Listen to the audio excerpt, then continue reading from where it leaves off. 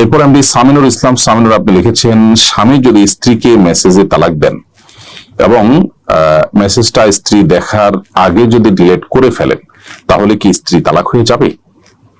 ভাই সামিনুর ইসলাম, আপনার প্রশ্নের উত্তর হলো যে মৌখিক বা লিখিত যে কোনো ভাবে তালাক দিলে কিন্তু তালাক হয়ে যায়।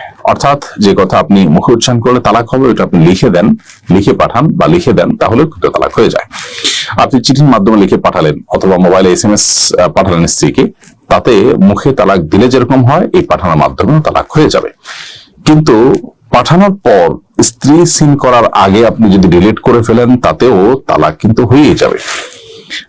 অর্থাৎ স্ত্রী জানলো কি জানলো না, বা স্ত্রী দেখলো কি দেখলো না, সেটা গুরুত্বপূর্ণ নয়, আপনি তালাক দিয়েছেন কিনা সেটা গুরুত্বপূর্ণ। আপনি যদি তালাক দিয়ে থাকেন, তাহলে সেক্ষেত্রে তালাক পতিত হয়ে যাবে।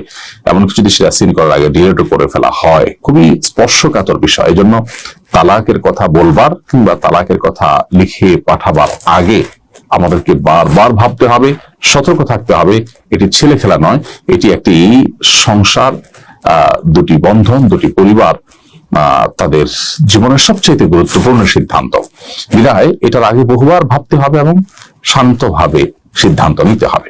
তা নাহলে আমাদেরকে প্রায়শ্চিত্ত করতে হবে, এবং এক্ষেত্রে আসলে তালাক হয়ে গেলে আর সেটাকে ফেরাবার কোনো সুযোগ থাকে না।